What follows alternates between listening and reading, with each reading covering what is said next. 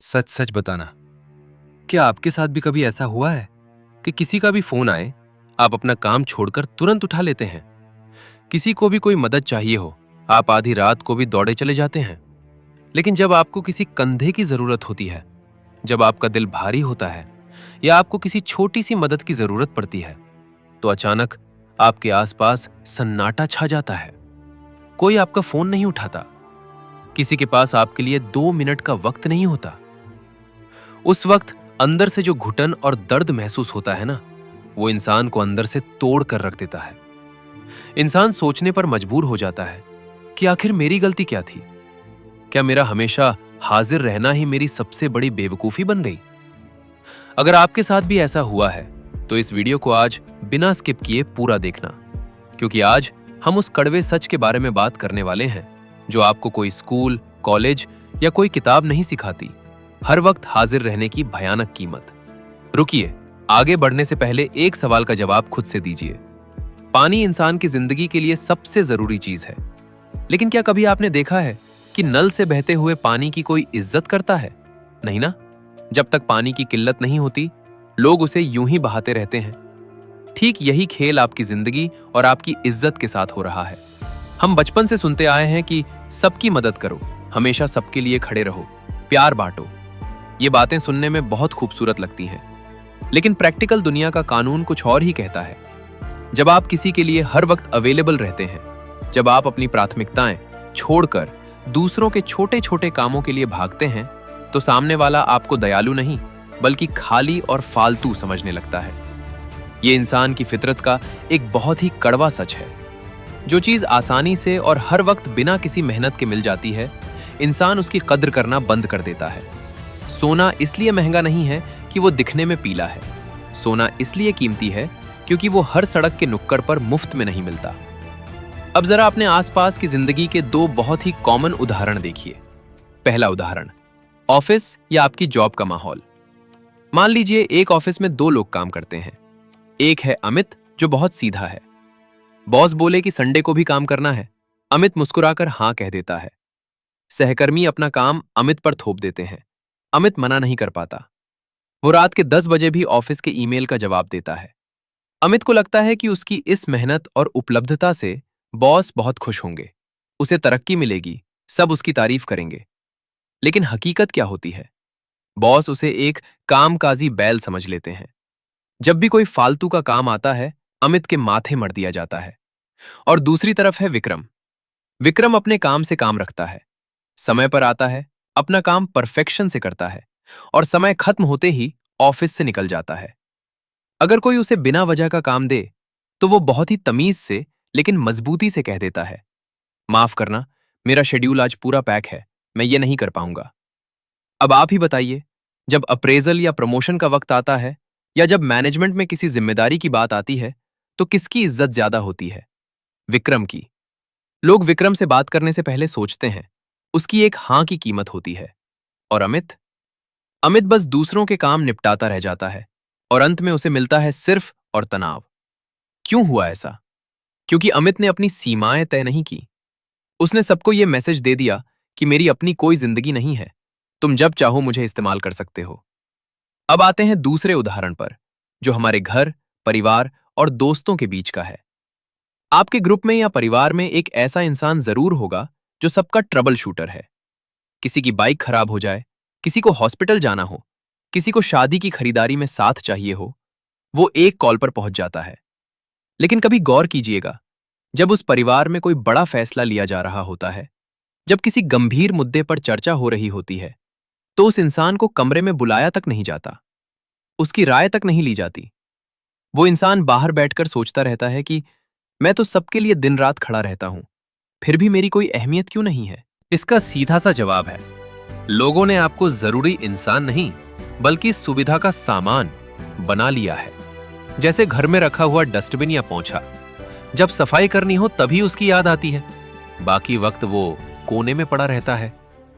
अगर यहां तक की बात ने आपके दिल को छुआ है, तो रुकिए, अब हम इसके उस मनोवैज्ञानिक कारण को समझेंगे जो आपको आज तक किसी ने नहीं बताया, और फिर हम जानेंगे कि इस जाल से बाहर कैसे निकलना है। आखिर इंसानी दिमाग काम कैसे पार्टिसिपा है। मनोवैज्ञानिक इसे स्कैरसिटी माइंडसेट यानी दुर्लभता का सिद्धांत कहते हैं। जब आप किसी इंसान को बिना मांगे सलाह देने लगते हैं, बिना उसके बुलाए उसके दरवाजे पर खड़े हो जाते हैं, तो सामने वाले का दिमाग आपके मैसेज को बहुत ही सस्ता प्रोसेस करता है। वो सोचने लगता है, अगर ये इतना ही कीमती और बिजी इंसान होता तो इसके पास मेरे लिए इतना फालतू वक्त कैसे होता।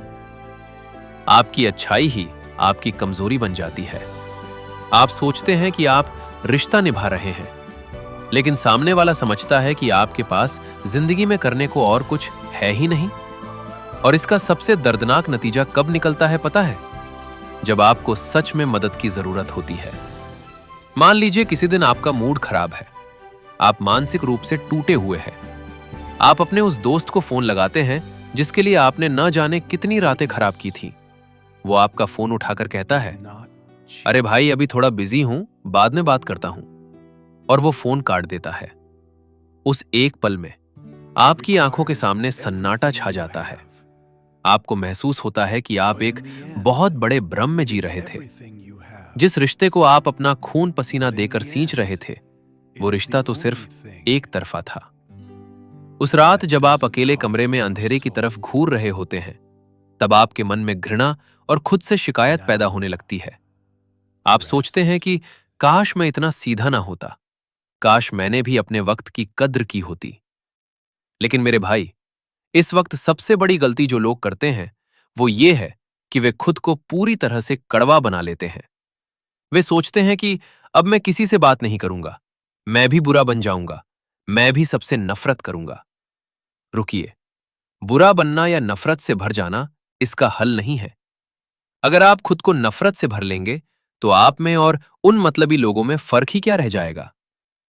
असली समझदारी बुरा बनने में नहीं है, बल्कि अपनी अवेलेबिलिटी का कंट्रोल अपने हाथ में वापस लेने में है। इसे कहते हैं the art of controlled presence, यानी नियंत्रित उपस्थिति का नियम। चलिए अब ध्यान से सुनिए वो 4 सुनहरे नियम जो आपकी जिंदगी, आपकी इज्जत और आपके सुकून को हमेशा के लिए बदल कर रख देंगे। पहला नियम, तुरंत हां बोलने की बीमारी को खत्म करो। जब भी कोई आपसे कोई काम कहे, चाहे वो आपका दोस्त हो, रिश्तेदार हो या सहकर्मी, तुरंत उत्तर मत दीजिए। हमारे अंदर एक आदत होती है कि सामने वाले ने पूछा नहीं कि हमारे मुंह से निकलता है, हाँ हाँ मैं कर दूंगा। आज से अपनी जुबान पर एक छोटा सा ब्रेक लगाइए।